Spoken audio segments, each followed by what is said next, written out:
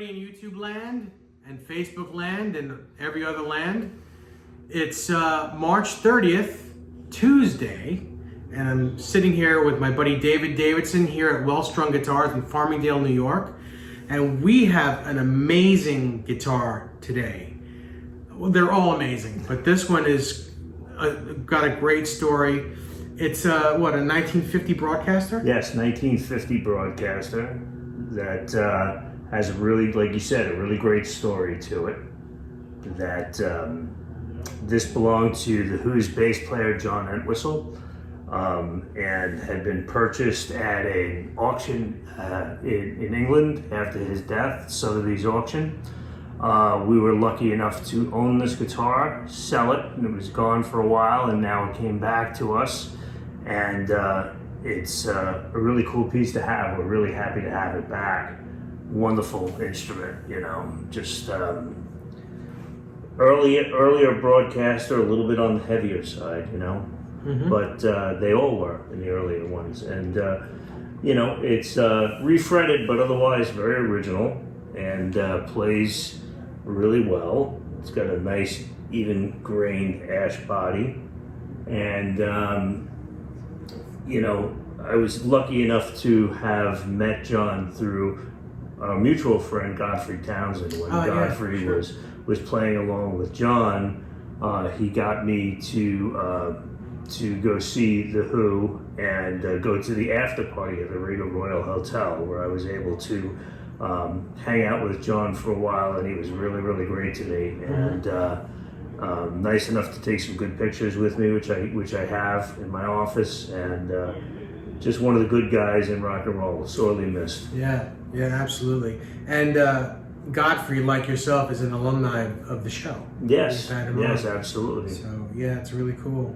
Yeah. Really cool. I've never ever held a Broadcaster, an original Broadcaster, in my hands, and before we shot the video, I was able to hold it for a minute, and it's kind of a religious experience. And I've never felt a neck quite like that. You know, up here in the cowboy cards, it's a lot thinner than it is. It gets a lot fatter as you go down the neck. I've never felt that before.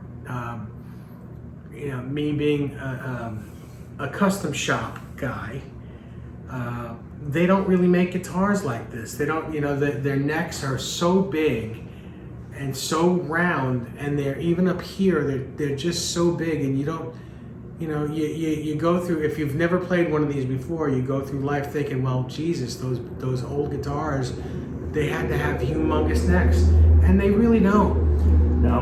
And I seem to be saying this every week. Yeah. With each guitar that we pulled out. Yeah, with the Les Pauls last time too. And the thing is that in the earlier days of the 52 reissue Telecaster that Fender was making, even the USA version, as well as custom shop Broadcasters and no-casters, they seem to go with this very deep U-shaped neck. Yeah.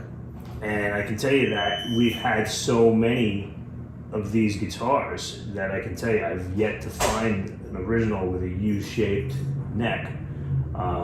Some have large necks, don't get me wrong, but nothing with that kind of depth that they were putting through with the custom shop. They just feel like an old pair of Levi's, you know, it just fits right. It's really, I guess that's really what it is. It's like really an old funny. pair of jeans, you know. Yeah, it's as nutty as that sounds, it's absolutely correct. It's absolutely correct. And no matter how big or how small your hands are, it fits perfectly. It just fits perfectly. What an amazing guitar. You know, and these flat pole, the early flat pole pickup design that they used until 55 has a different type of a sound, you know. I don't know what it is, but I think that later they tend to get a little more mid-rangey, and that's okay. It works for a lot of people, but I just think it's like, you know, when you play a 57 Telecaster, you get a particular sound. When you play a 52 or a 3, it's a very different sound. Yeah. And I think a lot has to do with it's actually bigger, I think. I think so. A bigger, broader sound. It's maybe a little less focused, but like a humongous muscular sound. Well, that too, and they also seem to, especially when you have the pickup selector switch in the bridge position, they tend to quack a little bit more. Not quite like an Esquire, but close. Yeah. You know, and I think that obviously when you're in the neck position with the blender turned towards the neck, you are getting a very woody, dark tone. I mean, because I think Leo's basic idea was to help the guitar to accentuate the bass notes being played by a stand-up or an upright bass. Sure. So I think that was really the intent, although obviously you can hear them do so many more things. But a lot of guys, you know, in the earlier days modified these guitars, took out the blend circuit, put in modern Telecaster wiring, which is unfortunate. This one still remains original. That's great. And that's a cool thing to find these days. Yeah. Now this guitar here,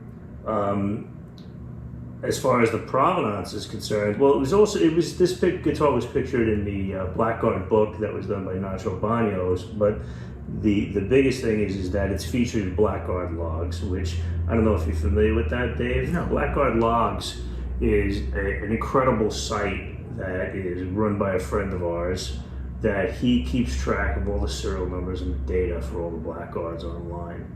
And you know, if you're ready to buy a guitar, Blackguard, and you're not sure maybe of its provenance, or maybe if something's been modified and whatever, it's a good place to go and look. And sometimes they have information about the guitar, which will help you make a wise decision when buying, you know.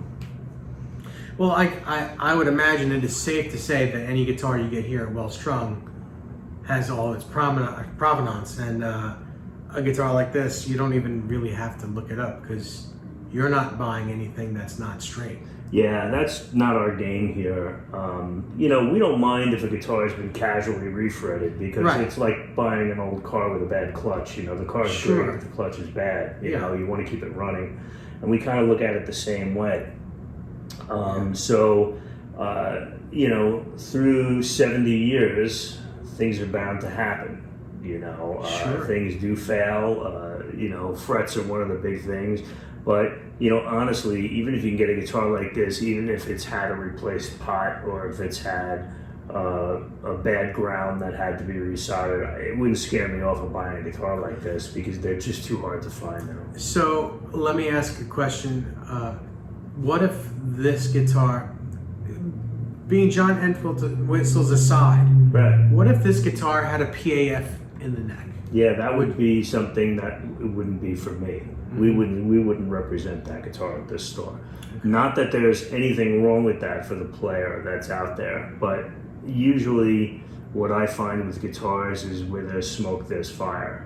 And if we sell guitars that might have a problem, even on one guitar, that just stretches into, well, what else do they have that might have a problem? But I've had no issue with any dealer selling a guitar that's been modified, as long as they're forward about it being modified. Yeah, and the price reflects.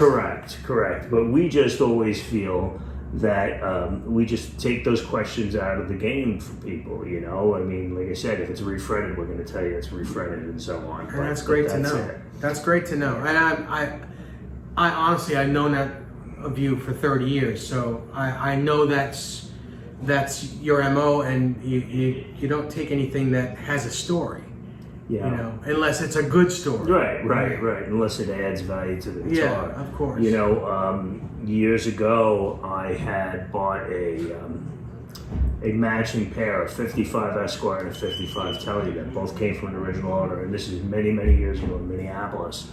And one of my dealer friends had said, "How could you pay so much for the guitar? I mean, you got to be kidding me. You're not going to be able to make any money on it." And I said, well, there are people out there that want the best, and they'll be willing to pay a little bit more to get the best. And I'm not going to tell you that I made a lot of money when I sold them, but I did to sell them as a pair to one gentleman. Sure. And he wanted only the best, and these were two flawless, very original kept instruments, without, back then especially, without a lot of checking or anything else. They were both pristine. And he was a happy guy, and he was happy to pay a little bit more to get really good quality, and originality was key. So I learned a long time ago that there's a lot of stuff out there that has been modified, and that's okay, but it's just not for us. And that's kind of why we shy away from that. Understood, and absolutely. Well, again, thanks, David. This is an amazing story, an amazing guitar, and I'm so happy that you chose to have me be a part of this. And broadcaster, 1950 broadcaster, owned by John Entwistle of The Who. Come down and get this guitar. Come down and at least take a look at it, because you'll never see this again. From Well Strung Guitars, David Davidson, David NEZSEZ. We'll see you next week. Take care.